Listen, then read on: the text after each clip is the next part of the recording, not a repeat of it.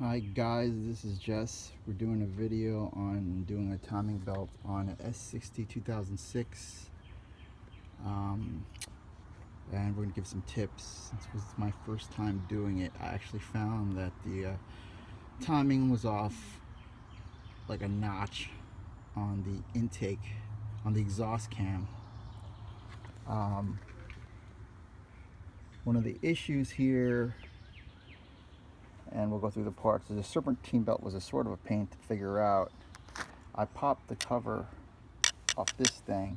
I thought this is what you have to take out, but not really. All you should take out is this part. I mean, these sockets like a 50, it's about a 50, or FCP sells a tool.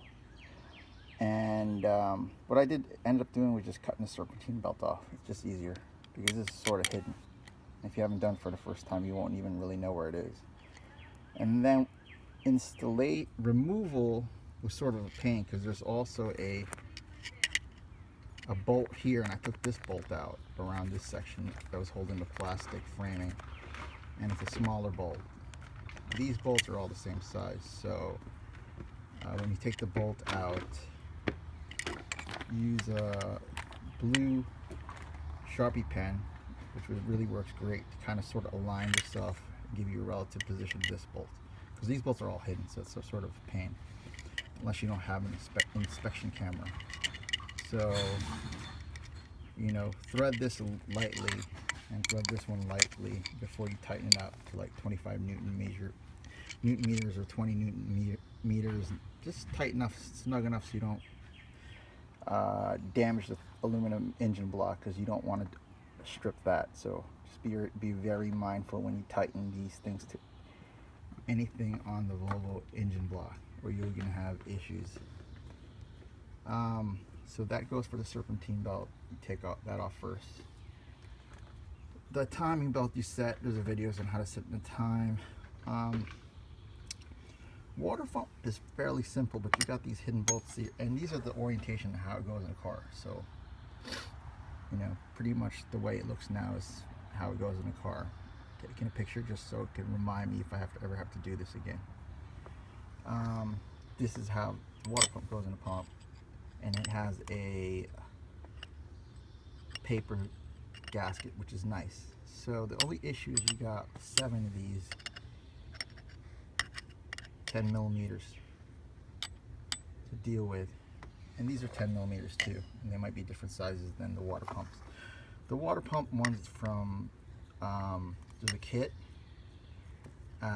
They come with some sort of Loctite, so I just ordered them both separate and got Aisen pump. These are supposed to last 10 years and or probably 2 timing belt changes. These are supposed to be really good pumps, which is amazing because usually the modern pumps now don't even last for 100,000 miles. You gotta change them, you know. So these pumps are good.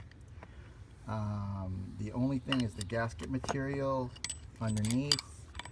Feel with your hand. Some of it might be stuck on the engine block. Use a rag to wipe it off, and use a razor blade. And do not use Scotch-Brite, because Scotch-Brite is like sandpaper. It will break up with these micro abrasive components, which will scratch or damage your engine if they get in. So I just use a little scraper blade, not too aggressively, to scrape off any remaining paper gasket, which is, it's not too bad, and you just have to make sure it's smooth all around. And then take your hand after you clean it up with a little brake cleaner and feel around, make sure it's all smooth and there's no remnants of paper. Sort of easy. These bolts took me like 30 minutes to take out, maybe an hour to take out manually, because they're such a pain in the butt. And then screwing them back in takes a while too, because I sort of did it in like a car alternating bolt fashion, you know, to get it tight, slowly in, and I just kind of walked it in just to be careful, so I didn't want to warp it and have a leak. Just do this once. The idler pulley, and that's a timing belt component. Idler pulley is fairly simple to pull out, so no worries with this one. 10 millimeters, easy, pretty visible to see, and easy to pull out. This one comes out, which is the tensioner with this 10 millimeter in the middle. and this thing has to be set in the middle of, which is going to be hard to see. Right around here, there's like a metal thing. I've marked it, so this has to be in between that and that, depending on temperature. You got, it has to be in between that and this. Depending on temperature, this has to be somewhere around here. And there's an FCP video that sort of demonstrates that. So the timing belt notch is on the bottom part here. It's like a little, very, very faint line, a little notch on the bottom of that, and then on the intake covers on the bottom side. So you can Google that. That took me a while to figure out, just to double check. And this was very difficult to figure out. You see that sort of bump on the the crank. You're supposed to match it with the metal right there, over there. So once it's in time, so I'm a little bit off time because I took it out, but the best way to see for us newbies is to take out the a pulley for the serpentine belt. So I took that out, which moves it just slightly. So after doing that, make sure you're back in time or back it out a little bit. And that's it for now. So we're back. I got the Gates timing belt on. It's a TR331RB, and I got it from FCP as a kit. INA pulleys, which are good. These things are made in Germany or Europe, Slovakia or Germany. Aisen water pump, and pretty much as good as OEM or OEM for Volvo, so you won't have any issues.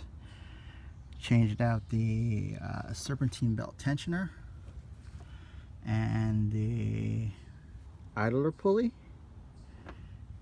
which, let's point this all out. So this will be the serpentine belt tensioner, idler pulley, water pump. And I suggest you getting one of those electric, something like this, to do the water pump, which I just found.